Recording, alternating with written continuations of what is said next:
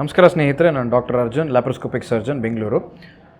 ಇತ್ತೀಚಿನ ದಿನಗಳಲ್ಲಿ ಈ ಗ್ಯಾಸ್ಟ್ರಿಕ್ ಅನ್ನೋ ಒಂದು ಪದ ಬಹಳ ಬಳಕೆ ಆಗ್ತಾ ಇದೆ. ಜನಗಳಿಗೆ ಎಲ್ಲರಿಗೂ ಅಷ್ಟೇ ನನಗೆ ಗ್ಯಾಸ್ಟ್ರಿಕ್ ಆಗಿದೆ ಅಂತಾರೆ. ಇದಕ್ಕೆ ಪ್ರಮುಖ ಕಾರಣ ಸಿಂಪಲಾಗಿ ಎಲ್ರಿಗೂ ಅರ್ಥ ಆಗಂಗೆ ಹೇಳ್ಬೇಕು ಅಂದರೆ 3 ವಿಷಯಗಳು: ಹರಿ, ವರಿ, ಕರಿ. ಸೊ ಈ ತುಂಬ ಒಂದು ಜೀವನದಲ್ಲಿ ಕಷ್ಟಪಟ್ಟು ಒಂಥರ ಏನೋ ಸಾಧನೆ ಮಾಡಬೇಕು, ಏನೋ ಒಂದು ಮಾಡಬೇಕು, ಅರ್ಜೆನ್ಸಿ, ಏನೋ ಎಲ್ಲ ಬೇಗ ಆಗ್ಬಿಡ್ಬೇಕು ಅನ್ನೋದು ಹರಿ. ಇನ್ನೊಂದು ಚಿಂತೆ, ವರಿ. ಚಿಂತೆ ಮಾಡಿ ಚಿಂತೆ ಇಲ್ಲದವನಿಗೆ ಸಂತೆಲ್ಲೂ ನಿದ್ದೆ ಅಂತಾರೆ. ಹಾಗಾಗಿ ಚಿಂತೆ ಜಾಸ್ತಿ ಆದಷ್ಟು ಕಾಯಿಲೆಗಳು ಜಾಸ್ತಿ ಆಗ್ತವೆ.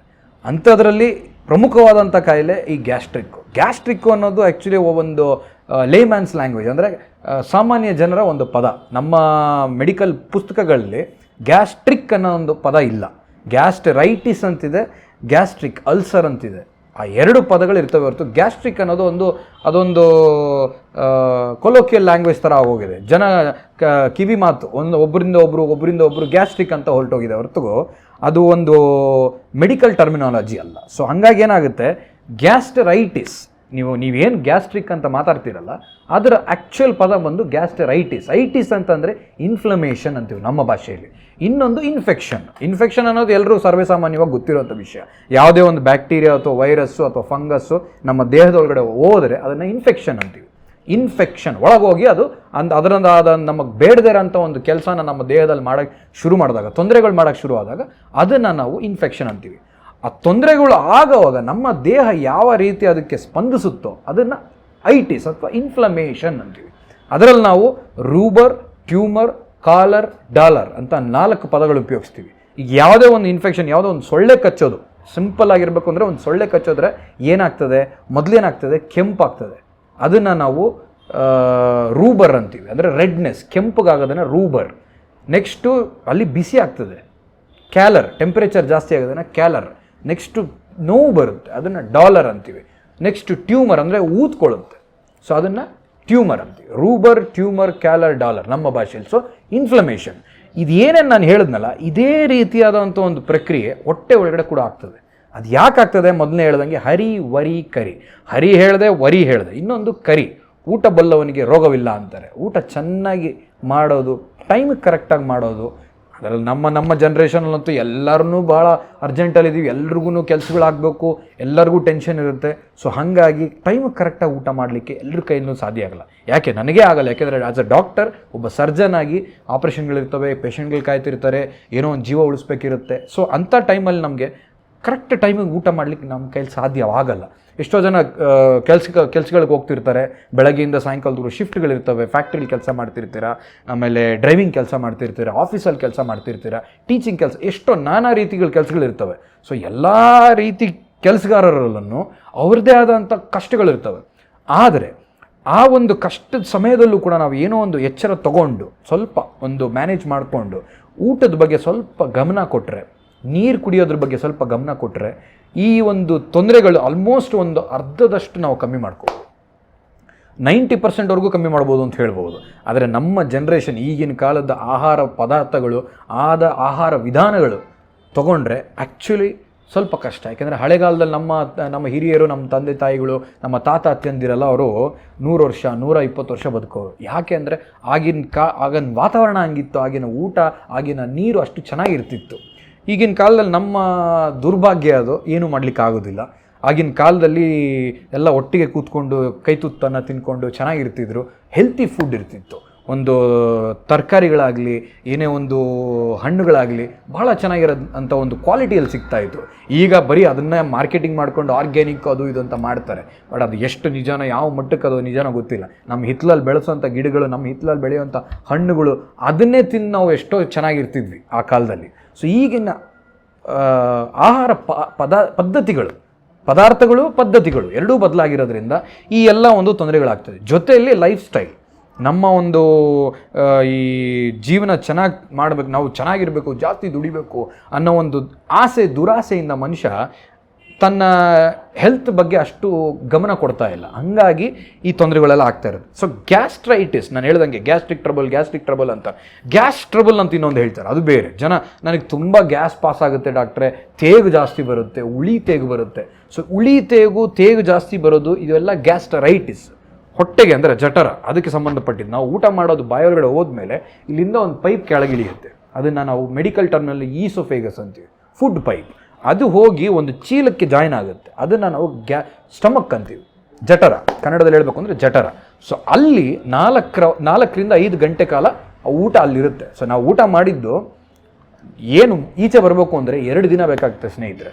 ಎಲ್ಲರೂ ಒಂದು ಕೆಲವ್ರು ಹೇಳ್ತಾರೆ ಬಂದಿದ್ದ ತಕ್ಷಣ ನಮ್ಮ ಹತ್ರ, ಡಾಕ್ಟ್ರೆ ನಾವು ತಿಂದಿದ್ದ ತಕ್ಷಣವೇ ಮೋಷನ್ಗೆ ಹೋಗ್ಬೇಕು ಅನಿಸುತ್ತೆ, ತಿಂದಿದ್ದು ಹಂಗೆ ಈಚೆ ಬಂದ್ಬಿಡುತ್ತೆ, ಜೀರ್ಣನೇ ಆಗಲ್ಲ ಅಂತ. ಅದು ಸಾಧ್ಯನೇ ಇಲ್ಲ, ಅದು ತಪ್ಪೋದು. ಯಾಕೆಂದರೆ ನಾವು ಊಟ ಮಾಡಿದ್ದು ನಾವು ಬಾಯಿಂದ ಗುದದ್ವಾರದವರೆಗೂ ಬರಬೇಕು ಅಂದರೆ ಅದು ಸುಮಾರು 8ರಿಂದ 10 ಮೀಟ್ರ್ ದಾಟಬೇಕು. ಯಾಕೆಂದರೆ ಇಲ್ಲಿಂದ ಇಲ್ಲಿಗೇ ಒಂದು ಅರ್ಧ ಮೀಟ್ರ್ ಇರುತ್ತೆ, 30 ಸೆಂಟಿಮೀಟರ್ಸ್. ನಾನು ಹೇಳಿದ ಪೈಪ್ ಅದರದ್ದು ಲೆಂತು ನಮ್ಮ ಮಕ್ಕಳು ಯೂಸ್ ಮಾಡ್ತಾರೆ ಸ್ಕೇಲ್, ಒದ್ದದ ಸ್ಕೇಲು, ಅದರಷ್ಟು ಉದ್ದ ಈ ಟ್ಯೂಬ್ ಇರ್ತದೆ. ಸೊ ಅಲ್ಲಿಂದ ಜಠರ, ಅದು ಮತ್ತೆ ಇನ್ನೊಂದು 15 20 ಸೆಂಟಿಮೀಟರ್ ಇರ್ತದೆ. ಅಲ್ಲಿಂದ ಮುಂದಕ್ಕೆ ಸಣ್ಣ ಕರಳು ಶುರು ಆಗುತ್ತೆ. ಆ ಸಣ್ಣ ಕರಳು 6 ಮೀಟ್ರ್ ಇರ್ತದೆ. 6 ಮೀಟ್ರ್ ಅಂದರೆ 18 ಅಡಿ, 18ರಿಂದ 20 ಅಡಿ. ಒಬ್ಬ ಮನುಷ್ಯನ ಹೈಟ್ ಮೇಲೆ ಡಿಪೆಂಡ್ ಆಗ್ತದೆ. ಕುಳ್ಳಕ್ಕಿರೋರಿಗೆಲ್ಲ 16ರಿಂದ 18 ಅಡಿ ಇರ್ತದೆ. ನೀವು ಅಂದರೆ ಸಣ್ಣ ಕರಳನ್ನ ಬಿಚ್ಚಿಟ್ರೆ ಇಷ್ಟು ಉದ್ದ ಬರ್ತದೆ. ಮಾಂಸಾಹಾರಿಗಳು ನೀವು ಗೊತ್ತಿರ್ಬೋದು, ಬೋಟಿ ಪಲ್ಯ ಅಂತ ಮಾಡ್ತೀವಲ್ಲ, ಸೊ ಅದನ್ನು ನೋಡಿ, ಬೋಟಿ ತೊಳಿಬೇಕಾದ್ರೆ ಇಷ್ಟು ಉದ್ದ ಇರ್ತದೆ ಮ್ಯಾಕಿದು. ಅದೇ ಥರ ಮನುಷ್ಯನ ಕರಳುಗಳು, ಸಣ್ಣ ಕರಳು ಇಷ್ಟುದ್ದ ಇರ್ತದೆ, 18 ಅಡಿ ಇರ್ತದೆ, ಅಂದರೆ 6 ಮೀಟ್ರ್ ಇರ್ತದೆ. ಸೊ ಅದನ್ನೆಲ್ಲ ದಾಟ್ಕೊಂಡು, ಅದು ಒಂದೇ ಲೈನಲ್ಲಿ ಇರಲ್ಲ, ಅದು ಇಷ್ಟು ಸಣ್ಣ ಹೊಟ್ಟೆಯಲ್ಲಿ ಅಷ್ಟು ಜಠರ ಇರಬೇಕು, ಅಷ್ಟು ಸಣ್ಣ ಕರಳು. ಅದಾದಮೇಲೆ ದೊಡ್ಡ ಕರಳು ಬರ್ತದೆ, ಅದು 1.5 ಮೀಟ್ರ್ ಇಂದ 2 ಮೀಟ್ರ್ ಇರ್ತದೆ. ಸೊ ಇಮ್ಯಾಜಿನ್, ಅಷ್ಟು ದಾಟಿ ಬರಬೇಕು ಅಂದರೆ ಒಂದೇ ಸರಿ ಇಲ್ಲಿ ತಿಂದಿದ ತಕ್ಷಣ ಹಂಗೆ ಬರೋದಿಲ್ಲ. ಸೊ ಅದಕ್ಕೆ ಯಾಕೆ ಹಂಗೆ ಬರ್ತದೆ ಅಂದರೆ ಬರ್ತದಲ್ಲ, ಏನಕ್ಕೆ ಮತ್ತಂಗಾರೆ ಅಂತ ಕೇಳ್ಬೋದು ನೀವು. ಅದಕ್ಕೆ ಎಕ್ಸ್ಪ್ಲನೇಷನ್ ಅಂದರೆ ಅದಕ್ಕೆ ಏನಕ್ಕೆ ಕಾರಣ ಏನು ಅಂತಂದರೆ, ನಮ್ಮ ಜಠರ ಅಂತ ನಾನು ಏನು ಹೇಳಿದ್ನಲ್ಲ, ಇಲ್ಲಿರ್ತದೆ, ಅದು ಹಿಂಗೆ ಹೋಗಿ ಹಿಂಗೆ ಸುತ್ಕೊಂಡಿರ್ತದೆ. ಅದಕ್ಕೂ ದೊಡ್ಡ ಕರಳಿಗೂ ಮಧ್ಯದಲ್ಲಿ ಒಂದು ಪರದೆ ಇರ್ತದೆ. ಸೊ ಆ ಪರದೆ ಏನಾಗ್ತದೆ, ಊಟ ಮಾಡಿದ ತಕ್ಷಣ ಜಠರ ಉಬ್ಕೊಳ್ತದೆ. ಸೊ ನಾವು ಊಟ ಮಾಡ್ತೀವಲ್ಲ, ನಮ್ಮಲ್ಲಿ ಏನು ಅಂತಂದರೆ ಹೊಟ್ಟೆ ತುಂಬ ಊಟ ಮಾಡಬೇಕು ಅನ್ನೋ ಒಂದು ಪದ್ಧತಿ ಇದೆ. 3 ಹೊತ್ತು ಊಟ ಮಾಡಬೇಕು. ಎಷ್ಟೋ ಕಡೆ, ಹಳ್ಳಿಗಳ ಕಡೆ ಎಲ್ಲ 1 ಹೊತ್ತು ಊಟ ಮಾಡ್ತಾರೆ. ಬೆಳಗ್ಗೆ ಎದ್ದಿದ ತಕ್ಷಣ 2 ಮುದ್ದೆ ತಿನ್ನೋ ಅಭ್ಯಾಸ ಇರ್ತದೆ. ಯಾಕೆಂದರೆ ಅವರು ಪಾಪ ಹೊಲದಲ್ಲಿ ಕೆಲಸ ಮಾಡಬೇಕು, ಶಕ್ತಿ ಬೇಕು ಅವರಿಗೆ. 2 ಹೊತ್ತು ಊಟ 3 ಹೊತ್ತು ಊಟ ಮಾಡೋ ಅವ್ರಿಗೆ ಅವಕಾಶ ಇರಲ್ಲ, ಅಲ್ಲಿರೋ ಅವ್ರಿಗೆ ಫೆಸಿಲಿಟೀಸು ಇರಲ್ಲ. ಎಷ್ಟೋ ಜನಕ್ಕೆ ಅಷ್ಟು 3 ಹೊತ್ತು ಊಟ ಮಾಡೋ ಅಂಥ ಅಷ್ಟು ಶಕ್ತಿನೂ ಇರಲ್ಲ. ಸೊ ಒಂದೇ ಹೊತ್ತು ಊಟ, ಎಷ್ಟೋ ಜನ ಹಳ್ಳಿಗಳ ಕಡೆ ಇವತ್ತಿಗೂ 1 ಹೊತ್ತು ಊಟ, ಒಪ್ಪತ್ತು ಊಟ ಅಂತಾರೆ ಅದನ್ನು. ಒಪ್ಪತ್ತು 2 ಹೊತ್ತು ಊಟ ಅಂತ. ಬೆಳಗ್ಗೆ ಊಟ ಮಾಡ್ತಾರೆ, ಮಧ್ಯಾಹ್ನ ಊಟ ಇಲ್ಲ, ರಾತ್ರಿ ಮತ್ತೆ ಊಟ ಅಷ್ಟೇ. ಸೊ ಹಾಗಾಗಿ, ಆದರೆ ಆ ಊಟದ ಪದ್ಧತಿ ಹಂಗಿದ್ರೂ ಕೂಡ ಚೆನ್ನಾಗಿರ್ತಿತ್ತು ಊಟ. ಒಳ್ಳೆ ದವಸ ಧಾನ್ಯಗಳು, ತರಕಾರಿಗಳು, ಹಣ್ಣುಗಳನ್ನೆಲ್ಲ ಕ್ಲೀನಾಗಿರೋಂಥ ಊಟ ತಿಂತಾಯಿದ್ರು. ಸೊ ಹಾಗಾಗಿ ಅದು ಪರವಾಗಿಲ್ಲ, ನಡೀತಿತ್ತು. ಬಟ್ ನಮಗೇನೋ ಒಂದೇ ಸತಿಗೆ ಇಷ್ಟು ತಿನ್ನೋದು ಊಟ. ಆ್ಯಂಡ್ ಆಹಾರ ಪದ್ಧತಿಯಲ್ಲಿ ಯಾವತ್ತೂ ಆಂಗ್ಲ ಭಾಷೆಯಲ್ಲಿ ಒಂದು ಮಾತಿದೆ, ಬೆಳಗ್ಗೆ ಹೊತ್ತು ರಾಜನ ಥರ ಊಟ ಮಾಡಬೇಕಂತೆ. ಅಂದರೆ ನಮ್ಮ ಬ್ರೇಕ್ಫಾಸ್ಟ್ ಊಟ ಏನಿದೆ, ಈಟ್ ಲೈಕ್ ಅ ಕಿಂಗ್ ಅಂತಾರೆ. ಬೆಳಗ್ಗೆ ನಾವು ಬ್ರೇಕ್ಫಾಸ್ಟ್ ಅಂದರೆ ನಮ್ಮ ಟಿಫನ್ನು, ತಿಂಡಿ ಏನು ತಿಂತೀವಿ ಅದು ರಾಜನ ಥರ ಊಟ ಮಾಡಬೇಕಂತೆ. ನಾವು ಅಷ್ಟು ತಿನ್ನಬೇಕು, ಚೆನ್ನಾಗಿ ತಿನ್ನಬೇಕು. ಯಾಕೆ ಅಂತಂದರೆ ರಾತ್ರಿ ಊಟ ಮಾಡಿ ನಾವು ಮಲಗಿದ ಮೇಲೆ 8ರಿಂದ 10 ಅವರ್ ನಾವು ಗ್ಯಾಪ್ ಕೊಟ್ಟಿರ್ತೀವಿ. ಅದನ್ನೇ ಫಾಸ್ಟಿಂಗ್ ಮಾಡಿರ್ತೀವಿ, ಅದನ್ನು ಬ್ರೇಕ್ ಮಾಡಬೇಕು, ಅದನ್ನೇ ಬ್ರೇಕ್ಫಾಸ್ಟ್ ಅಂದರೆ. ಸೊ ಅದನ್ನು ರಾಜನ ಥರ ತಿನ್ನಬೇಕಂತೆ. ಮಧ್ಯಾಹ್ನ ರಾಣಿ ಥರ ತಿನ್ನಬೇಕಂತೆ, ಕಡಿಮೆ ತಿನ್ನಬೇಕು. ಅಂದರೆ ರಾಣಿ ಅಂದರೆ ಜಾಸ್ತಿ ತಿನ್ನಲ್ಲ ಅವರು, ಸೊ ಕಡಿಮೆ ತಿನ್ನಬೇಕು. ರಾತ್ರಿ ಒಬ್ಬ ಕೂಲಿ ಕಾರ್ಮಿಕನ ಥರ ತಿನ್ನಬೇಕಂದ್ರೆ ಸ್ವಲ್ಪ ಎಷ್ಟಾಗುತ್ತೋ ಅಷ್ಟು ಆಹಾರ ತಿನ್ಬೇಕು ಅಷ್ಟೇ, ಜಾಸ್ತಿ ತಿನ್ನಬಾರ್ದು. ಸೊ ಅದನ್ನು ನಾವು ಉಲ್ಟಾ ಮಾಡ್ತಾಯಿದ್ದೀವಿ ಇವಾಗ. ಈಗಿನ ಕಾಲದಲ್ಲಿ ಹೆಂಗಾಗೋಗಿದೆ ಅಂತಂದರೆ, ಸಿಟಿಗಳಲ್ಲಿ ಎಸ್ಪೆಷಲಿ ಆಫೀಸ್ಗೆ ಓಡೋಬೇಕು, ಮಕ್ಕಳನ್ನ ರೆಡಿ ಮಾಡಬೇಕು. ಅವಾಗೇನಾಗ್ತದೆ, ಗಡಿಬಿಡಿಲಿ ಏನು ಸಿಗ್ತದೋ ಅದು ಬ್ರೆಡ್ಡು ಜಾಮು ಏನೋ ಒಂದು ಹಿಂಗೆ ಹಚ್ಕೊಂಡು ಏನೋ ಒಂದು ತಿನ್ಬಿಟ್ಟು, ಒಂದು ಹಣ್ಣು ಏನೋ ತಿನ್ಬಿಟ್ಟು ಹೊರಟೋಗ್ತಾರೆ. ಎಷ್ಟೋ ಜನ ಬರೀ ಒಂದು ಕಾಫಿ ಕೂಡ ಹೊರಟೋಗ್ತಾರೆ. ರಾತ್ರಿ ಊಟ ಮಾಡಿ ನೆಕ್ಸ್ಟ್ ಡೇ ಬೆಳಗ್ಗೆ ನಾವೇನು ತಿನ್ನಲಿಲ್ಲ ಅಂದರೆ ಖಾಲಿ ಹೊಟ್ಟೆ ಹಂಗೆ ಇರುತ್ತೆ. ನಾನು ಹೇಳ್ದಂಗೆ 4ರಿಂದ 5 ಅವರ್ ಅಷ್ಟೇ ಹೊಟ್ಟೆ ಹೊರಗಡೆ ಇರೋದು, ಅಲ್ಲಿಂದ ಮುಂದೆ ಹೊರಟೋಗುತ್ತೆ. ಸೊ ನಮ್ಮ ದೇಹದಲ್ಲಿ ನಮ್ಮ ಜೊಲ್ಲು ಇದೆಯಲ್ಲ, ಆ ಜೊಲ್ಲು ಸೆಕ್ರೀಟ್ ಆಗೋದು 3 ಮೇಜರ್ ಗ್ರಂಥಗಳಿಂದ. ಇಲ್ಲೊಂದು ಪೆರಾಟಿಡ್ ಅಂತ ಇರ್ತದೆ, ಈ ಕಡೆ ಒಂದು ಇರ್ತದೆ, ಮತ್ತು ಇಲ್ಲಿ 2 ಇರ್ತದೆ, ಅದನ್ನು ಸಬ್ ಮ್ಯಾಂಡಿಬುಲರ್ ಅಂತೀವಿ. ಇಲ್ಲಿ 2 ಇರ್ತವೆ, ಅದನ್ನು ಸಬ್ ಲಿಂಗ್ವಲ್ ಅಂತೀವಿ. ಇದೆಲ್ಲನೂ ನೀರಿನ ಥರ ಅದರೊಳಗಡೆ ಬಾಯೊಳಗಡೆ ಬಿಟ್ಟು ನೀವು ಜ್ಞಾಪಕ ಇಟ್ಕೊಂಡಿರ್ಬೋದು. ನೀವೇನಾದರೂ ನಿಮ್ಮ ಹುಣಸೆ ಹಣ್ಣು ಅಥವಾ ನಿಮಗೆ ತುಂಬ ಇಷ್ಟವಾದಂಥ ಊಟದ ಬಗ್ಗೆ ಯೋಚನೆ ಮಾಡಿದ್ರೂ ಸಾಕು, ಅಥವಾ ಅದರದ್ದು ವಾಸನೆ ಸಿಕ್ಕಿದ್ರೂ ಸಾಕು, ಜೊಲ್ ಬರುತ್ತೆ. ಅದಾಗದೆ ಹುಣಸೆ ಹಣ್ಣು ಅಥವಾ ನಿಂಬೆಹಣ್ಣು ಹಿಂಡ್ಕೊಂಡ್ರೆ ಸಾಕು, ಜೊಲ್ ಬರುತ್ತೆ. ಅದನ್ನು ನಾರ್ಮಲ್ ಆಗಿ ನಮ್ಮ ಇಡೀ ದಿನದಲ್ಲಿ 24 ಗಂಟೆಯಲ್ಲಿ 1-1.5 ಲೀಟ್ರಷ್ಟು ಜೊಲ್ಲು ನಮ್ಮಲ್ಲಿ ಉತ್ಪತ್ತಿ ಆಗುತ್ತೆ. ಜ್ಞಾಪಕ ಇಟ್ಕೊಳ್ಳಿ ಸ್ನೇಹಿತರೆ, 1.5 ಲೀಟ್ರ್, 1-1.5 ಲೀಟ್ರ್ ಒಂದು ದಿನಕ್ಕೆ. ಆಯಿತಾ? ನೆಕ್ಸ್ಟು ಇಲ್ಲಿಂದ ಕೆಳಗೆ ಇಳಿತೀವಲ್ಲ, ಈ ಜಠರ ಅಂತ ಏನು ಹೇಳಿದ್ನಲ್ಲ ಹೊಟ್ಟೆ, ಅದರೊಳಗಡೆ HCl ಅಂತ ಹೈಡ್ರೋಕ್ಲೋರಿಕ್ ಆ್ಯಸಿಡ್, ಅದು ಆ್ಯಸಿಡ್, ಅದೊಂದು ಕೆಮಿಕಲ್, ಅದು ನಮ್ಮ ಹೊಟ್ಟೆ ಒಳಗಡೆ ಉತ್ಪತ್ತಿ ಆಗುತ್ತೆ. ಅದು 1.5 ಲೀಟ್ರ್, 24 ಗಂಟೆಯಲ್ಲಿ 1.5 ಲೀಟ್ರು ನಿಧಾನಕ್ಕೆ ಬಿಡ್ತಾ ಇರುತ್ತೆ. ಅದೇ ಊಟದ ಟೈಮಿಗೆ ಕರೆಕ್ಟಾಗಿ ನಮ್ಮ ಕಂಟ್ರೋಲಲ್ಲಿರಲ್ಲ. ಇದು ಆಟೋನಮಿಕ್ ನರ್ವಸ್ ಸಿಸ್ಟಮ್ ಅಂತೀವಿ. ಹಾರ್ಟ್ ಹೆಂಗೆ ನಮ್ಮ ಹೃದಯ ನಾವು ಹೇಳಲಿಲ್ಲ ಅಂದರೂ ಅದಾಗದೇ ಹೊಡ್ಕೊಳ್ತಾ ಇರುತ್ತೋ, ಅದೇ ರೀತಿಯಾಗಿ ಈ HCl ಏನು ಹೊಟ್ಟೆ ಒಳಗಡೆ ಉತ್ಪತ್ತಿ ಆಗುತ್ತಲ್ಲ ಜ್ಯೂಸು, ಆ ಜ್ಯೂಸು ಕೂಡ ಅದಾಗದೇ ಉತ್ಪತ್ತಿ ಆಗುತ್ತೆ. ನಮ್ಮ ಬ್ರೈನ್ ಗೊತ್ತಿರುತ್ತೆ, 9 ಗಂಟೆಗೆ ಈ ಮನುಷ್ಯ ದಿನಾಗಲೂ 8 ಗಂಟೆಯಿಂದ 9 ಗಂಟೆ ಟೈಮಲ್ಲಿ ಬ್ರೇಕ್ಫಾಸ್ಟ್ ಊಟ ಮಾಡ್ತಿದ್ದಾನೆ, ಟಿಫನ್ ತಿಂತಿದ್ದಾನೆ, ಮಧ್ಯಾಹ್ನ 1 ಗಂಟೆಗೆ ಊಟ ಮಾಡ್ತೇನೆ, ರಾತ್ರಿ 8 ಗಂಟೆಗೆ ಊಟ ಮಾಡ್ತೇನೆ ಅಂದರೆ ನಾವು ಊಟ ಮಾಡದೇ ಇರಲಿ, ಆ ಟೈಮ್ ಕರೆಕ್ಟಾಗಿ ಅಂತ ರಿಲೀಸ್ ಆಗಿಬಿಡುತ್ತೆ. ಆ ಆ್ಯಸಿಡ್ಡು ಉತ್ಪತ್ತಿಯಾಗಿ ನಮ್ಮ ಜಠರದ ಒಳಗಡೆ ಬಂದುಬಿಡುತ್ತೆ. ಒಂದು 200-300 ml ಒಂದೇ ಸತಿಗೆ ಬರುತ್ತೆ. ಸೊ ಆವಾಗ ನಮ್ಮ ಹೊಟ್ಟೆಗೆ ಊಟ ಬೀಳಲಿಲ್ಲ ಅಂದರೆ ಆವಾಗ ಹಸಿವು ಅಂತ ಆಗೋದು. ಫಸ್ಟ್ ಸಿಂಪ್ಟಮ್ ಹಸಿವು ಅಂದರೆ ಅದು ನಮಗೆ ನಮ್ಮ ಪ್ರಕೃತಿಯಿಂದ ನಮಗೊಂದು ಕರೆ ಬರುತ್ತೆ, ನೋಡು ನಿನ್ನ ಟೈಮ್ ಆಗಿದೆ, ಊಟ ಮಾಡು, ಖಾಲಿ ಆಗಿದೆ ಹೊಟ್ಟೆ, ಅಲ್ಲಿ ಆ್ಯಸಿಡ್ ಬಂದುಬಿಟ್ಟಿದೆ, ಅದು ಉಪಯೋಗ ಆಗಬೇಕು. ಈಗ ಏನೋ ಒಂದು ನಾವು ಇವಾಗ ಒಂದು ಕೆಮಿಕಲ್ ಹಾಕಿದ್ರೆ ಅದರದ್ದು ಕೆಲಸ ಏನಿದೆ ಅದು ಮಾಡಲಿಲ್ಲ ಅಂತಂದರೆ ಅದು ಅಲ್ಲೇ ಇದ್ದು ಏನಾಗುತ್ತೆ, ಅದು ಮಾಡದೇ ಇರೋ ಕೆಲಸ ಮಾಡೋಕ್ಕೆ ಶುರು ಮಾಡುತ್ತೆ. ನಮ್ಮ ಜಠರ ಅಂದರೆ ಹೊಟ್ಟೆ, ನಾವೆಲ್ಲ ಏನು ಮಾನವ ಮೂಳೆ ಮಾಂಸದ ತಡಿಕೆ ಅಲ್ವಾ? ಸೊ ಮಾಂಸದೇ ಅದು ಕೂಡ ಮಾಂಸನೇ. ಸೊ ನಾವು ಮಾಂಸ ತಿನ್ನೋದನ್ನೇ ಕರಗಿಸುತ್ತೆ ಅಂತಂದರೆ ನಮ್ಮ ಜಠರ ಕೂಡ ಮಾಂಸದಿಂದನೇ ತಾನೇ ಮಾಡಿರೋದು. ಸೊ ಅವಾಗ ಏನಾಗುತ್ತೆ, ಆ HCl ಬಂದಿರೋದನ್ನು ಉಪಯೋಗಿಸ್ಕೊಳ್ಳಿಲ್ಲ ಅಂದರೆ, ನಾವು ಊಟ ಮಾಡಲಿಲ್ಲ, ಊಟ ಒಳಗಡೆ ಹೋಗಲಿಲ್ಲ ಅಂತಂದರೆ ನಮ್ಮ ಜಠರನೇ ಅದು ತಿನ್ನೋಕ್ಕೆ ಶುರು ಮಾಡುತ್ತೆ. ಅದೇ ಗ್ಯಾಸ್ಟ್ರಿಕ್ ಅಂತಂದರೆ. ಸೊ ಏನಾಗುತ್ತೆ, ನಾವು ಟೈಮ್ ಕರೆಕ್ಟಾಗಿ ಊಟ ಮಾಡಲಿಲ್ಲ, ಕರೆಕ್ಟಾಗಿ ಒಂದು ಏನು ಆಹಾರ ತಿನ್ನಬೇಕು ಅದನ್ನು ನಾವು ತಿನ್ನಲಿಲ್ಲ ಅಂತಂದರೆ ಅವಾಗ ಏನಾಗುತ್ತೆ, ಅಲ್ಲಿ ಉತ್ಪತ್ತಿಯಾಗಿರೋಂಥ ಜ್ಯೂಸು, ಆ HCl ಆ್ಯಸಿಡ್ಡು ಅದು ಉಪಯೋಗ ಆಗಲ್ಲ, ಅದೇನಾಗುತ್ತೆ ಅಲ್ಲೇ ಇರುತ್ತೆ. ಸೊ ಹಾಗೇನಾಗುತ್ತೆ, ಸುತ್ತ ಇರೋವಂಥ ಜಠರನ್ನು ಸುಡ್ತಾ ಹೋಗುತ್ತೆ. ಆ ಸುಡೋವಂಥ ಪ್ರಕ್ರಿಯೆಯಲ್ಲಿ ಪರ್ಟಿಕ್ಯುಲರ್ ಪಾಯಿಂಟ್ಸ್ ಇರ್ತವೆ. ಗ್ಯಾಸ್ಟ್ರಿಕ್ ನಾವು ಸ್ಟ್ರಕ್ಚರ್ ತೊಗೊಂಡ್ರೆ, ನಾನೊಂದು ಚಿತ್ರ ಬಿಡಿಸಿ ನಿಮಗೆ ತೋರಿಸ್ತೀನಿ ಬೇಕಾದರೆ. ನಮ್ಮ ಜಠರ ಹೆಂಗಿರ್ತೀವಿ, ಪೈಪ್ ಬಂದು ಈ ರೀತಿ ಹಿಂಗೆ ದೊಡ್ಡದಾಗಿ ಬರೆದು ತೋರಿಸ್ತಾ ಇದ್ದೀನಿ. ನಮ್ಮ ಹೊಟ್ಟೆ ಈ ರೀತಿ ಇರ್ತದೆ. ಸೊ ಈ ಹೊಟ್ಟೆಯಲ್ಲಿ ಈ ಪೈಪ್ ನಾನು ಹೇಳಿದ ಭಾಗ, ಈ ಪೈಪಿಂದ ಈ ಕೆಳಗೆ ಬಂದಾಗ ಈ ಲೆಸ್ಸರ್ ಕರ್ವೇಚರ್ ಅಂತೀವಿ, ಇದನ್ನು ಗ್ರೇಟರ್ ಕರ್ವೇಚರ್.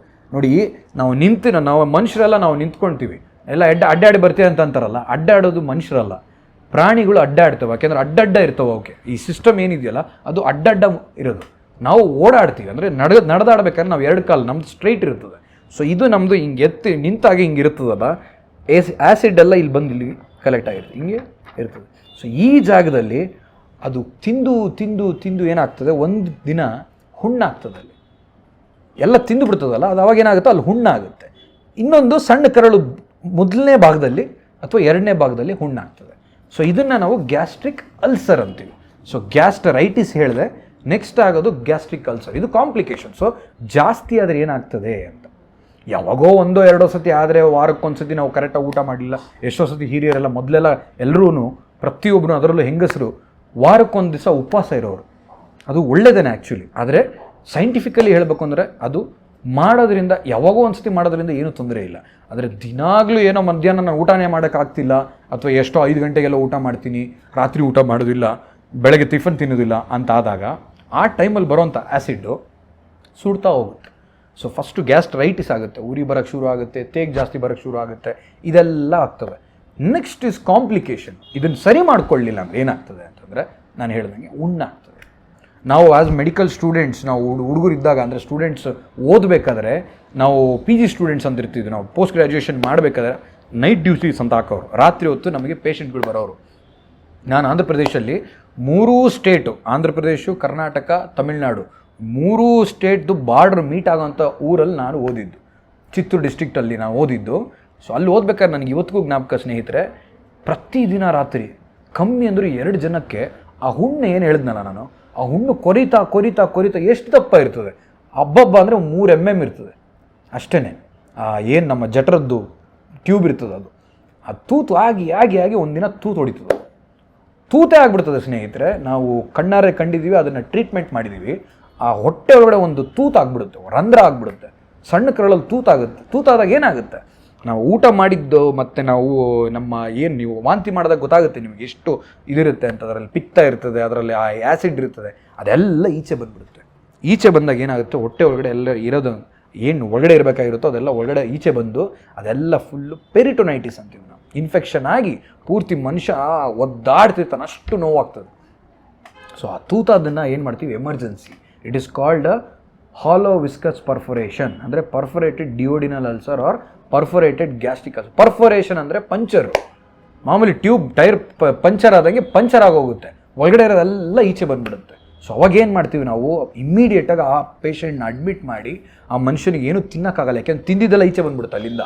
ಸೊ ಕಂಪ್ಲೀಟಾಗಿ ಬಾಯಿಂದ ಏನೂ ಕೊಡ್ದಿರಾ ಗ್ಲೂಕೋಸ್ ಹಾಕಿ ಅವ್ರನ್ನ ಅಡ್ಮಿಟ್ ಮಾಡಿ ಎಲ್ಲಿ ತೂತಾಗಿದೆ ಅಂತ ಕಂಡಿಡಿದು ಇಷ್ಟುದ್ದ ಆಪರೇಷನ್ ಮಾಡಿ ಆ ತೂತನ್ನ ಕಂಡಿಡಿದು ಆ ಹೊಲಿಗೆ ಹಾಕಿ ಆ ತೂತನ್ನ ಮುಚ್ಚಬೇಕಾಗ್ತದೆ. ಸೊ ಇದು ಕಾಂಪ್ಲಿಕೇಶನ್. ತುಂಬ ಜಾಸ್ತಿ ಆದಾಗ ಗ್ಯಾಸ್ಟ್ರೈಟಿಸ್ ಏನಾಗುತ್ತೆ ಅಂದರೆ ಇದಾಗುತ್ತೆ. ಇನ್ನೊಂದು ಏನಾಗುತ್ತೆ, ಬಾಯಿಗೆ ಬರುತ್ತೆ ಅಂತ. ಕೆಲವರು ಡಾಕ್ಟ್ರೇ ನಾನು ಮಲಗಿರ್ಬೇಕಾದ್ರೆ ಊಟ ಮಾಡಿದ ಅನ್ನ ಬಾಯಿಗೆ ಬಂದ್ಬಿಡುತ್ತೆ, ಏನೋ ಹುಳಿ ತೇಗ್ ಬರುತ್ತೆ, ಹುಳಿದೇನೋ ನೀರು ಬಂದಂಗೆ ಆಗುತ್ತೆ ಬಾಯಿಗೆ ಅಂತಾರೆ. ಅದೇನು ಅಂತಂದರೆ GERD ಅಂತೀವಿ, ಅದನ್ನು ಗರ್ಡ್ ಅಂತೀವಿ, gastro oesophageal reflux disease. Gastro ಅಂದರೆ ಜಠರ, ಹೊಟ್ಟೆ, ನಾನು ಹೇಳ್ದಂಗೆ.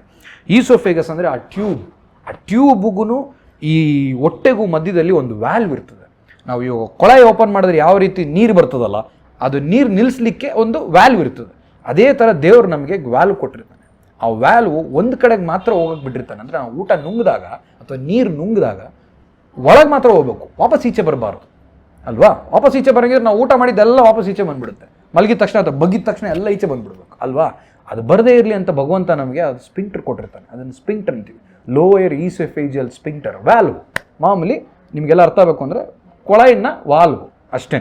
ಆ ವಾಲ್ವ್ ಯಾವಾಗ ಏನಾಗುತ್ತೆ ಅಂತಂದರೆ, ಈ ಗ್ಯಾಸ್ಟ್ರೈಟಿಸ್ ಜಾಸ್ತಿ ಆಗ್ತಾ ಏನಾಗುತ್ತೆ, ಲೂಸ್ ಆಗ್ತಾ ಹೋಗುತ್ತೆ. ಕೆಲವು ಸತಿ ಹುಟ್ಟತಾನೆ ಕೆಲವ್ರಿಗೆ ಲೂಸ್ ಇರುತ್ತೆ, ಅದನ್ನು ಹಯಾಟಸ್ ಹರ್ನಿಯಾ ಅಂತೀವಿ ನಾವು, ಹುಟ್ಟಲಿಂದನೇ ಬರ್ತದೆ. ಇನ್ನು ಕೆಲವು ಸತಿ ಏನಾದರೂ ಆಕ್ಸಿಡೆಂಟ್ ಆಗಿ ಏಟು ಬಿದ್ದು ಅವಾಗೇನಾಗುತ್ತೆ, ಅದು ಒಡೆದೋಗುತ್ತೆ, ಕಟ್ಟಾಗಿ ಹೋಗುತ್ತೆ, ಅವಾಗ ಲೂಸ್ ಆಗುತ್ತೆ. ಸೊ ಇವೆಲ್ಲ ಬೇರೆ ಬೇರೆ ಕಾರಣಗಳು. ಗ್ಯಾಸ್ಟ್ರೈಟಿಸಲ್ಲೂ ಕೂಡ ಈ ರಿಫ್ಲೆಕ್ಸ್ ಡಿಸೀಸ್ ಯಾಕಾಗುತ್ತೆ ಅಂತಂದರೆ, ಆ ವ್ಯಾಲ್ವ್ ಹಿಂಗೆ ಕರೆಕ್ಟಾಗಿ ಹಿಂಗೆ ಮುಚ್ಚೋಗಿರ್ಬೇಕು. ನಾನು ನಿಮಗೆ ತೋರಿಸಿ ಈ ಚಿತ್ರದಲ್ಲಿ ತೋರಿಸಿದ್ನಲ್ಲ, ಈ ಜಾಗದಲ್ಲಿ ಆ ವ್ಯಾಲ್ವ್ ಇರುತ್ತೆ. ಯಾವುದು ಈ ಪೈಪ್, ನಾವು ಊಟ ಮಾಡೋ ಪೈಪ್ ಇಲ್ಲಿ ಬಂದು ಇಲ್ಲಿ ಜಾಯ್ನ್ ಆಗುತ್ತಲ್ಲ, ಅದ್ರ ಮುಂದೆ ಜಠರ ಇರುತ್ತೆ, ಅವೆರಡರ ಮಧ್ಯದಲ್ಲಿ ಒಂದು ವ್ಯಾಲ್ವ್ ಇರುತ್ತೆ, ಅದನ್ನು ಸ್ಪಿಂಕ್ಟರ್ ಅಂತೀವಿ ನಾವು, ಲೋವರ್ ಈಸೋಫೇಜಿಯಲ್ ಸ್ಪಿಂಕ್ಟರ್. ಸೊ ಆ ಸ್ಪಿಂಕ್ಟರ್ ಏನಾದರೂ ಅದ್ರ ಕೆಲಸ ಸರಿಯಾಗಿ ಮಾಡಲಿಲ್ಲ, ಅದು ಹಿಂಗಿರುತ್ತೆ. ಇಂಡೋಸ್ಕೋಪಿ ಮಾಡ್ತೀವಿ ನಾವು, ಪೈಪ್ ಹಾಕ್ಬಿಟ್ಟು ಕ್ಯಾಮ್ರಾ ಹಾಕ್ಬಿಟ್ಟು ನೋಡ್ತೀವಿ. ಆ ಪೈಪಲ್ಲಿ ನಮಗೆ ಗೊತ್ತಾಗ್ತದೆ ಕ್ಯಾಮ್ರಾದಲ್ಲಿ ಏನು ಅದು ಹಿಂಗೆ ಗಟ್ಟಿ ಕರೆಕ್ಟಾಗಿ ಹಿಂಗೆ ಕೂತಿದೆಯೋ ಅಥವಾ ಹಿಂಗೆ ಲೂಸ್ ಆಗಿದೆಯೋ ಅಂತ. ಲೂಸ್ ಆಗಿದ್ರೆ ಒಳಗಡೆ ಜ್ಯೂಸ್ ಎಲ್ಲ ಈಚೆ ಬರ್ತಾ ಇರುತ್ತೆ. ಬಂದು ಬಂದು ಬಂದು ಏನಾಗುತ್ತೆ, ನಮ್ಮ ಈ ಜಠರದಲ್ಲಿ ನಾನು ಆವಾಗಲೇ ಹೇಳ್ದಂಗೆ HCl ಹೈಡ್ರೋಕ್ಲೋರಿಕ್ ಆ್ಯಸಿಡ್, ಆ ಆ್ಯಸಿಡ್ ಏನು ಈ ಹೊಟ್ಟೆ ಒಳಗಡೆ ಒಂದು ಲೈನಿಂಗ್ ಇರುತ್ತೆ, ಒಂದು ಪರದೆ ಇರ್ತದೆ, ಅದನ್ನು ಮ್ಯೂಕೋಸಾ ಅಂತೀವಿ. ಆ ಮ್ಯೂಕೋಸಕ್ಕೆ ಆ ಆ್ಯಸಿಡ್ನ ತಡ್ಕೊಳ್ಳೋ ಶಕ್ತಿ ಇರುತ್ತೆ ಒಂದು ಮಟ್ಟಕ್ಕೆ. ನಾನು ಹೇಳ್ದಂಗೆ ಆ ಊಟ ಬರೋವರೆಗೂ ಅದನ್ನು ತಡ್ಕೊಳ್ಳೋ ಶಕ್ತಿ ಇರುತ್ತೆ. ಸೊ ಅದು ತುಂಬ ಜಾಸ್ತಿ ಆದಾಗ ಅದು ಕೂಡ ಕರಗಿ ಏನಾಗುತ್ತೆ, ಹುಣ್ಣಾಗುತ್ತೆ. ಆದರೆ ಈ ಪೈಪ್ ಏನಿದೆ ಇಲ್ಲಿಂದ ಕೆಳಗಡೆ ಹೋಗುವಂಥ ಪೈಪು, ಅದರಲ್ಲಿ ಆ ಮ್ಯೂಕೋಸಾನ ಲೈನಿಂಗ್ ಇರಲ್ಲ.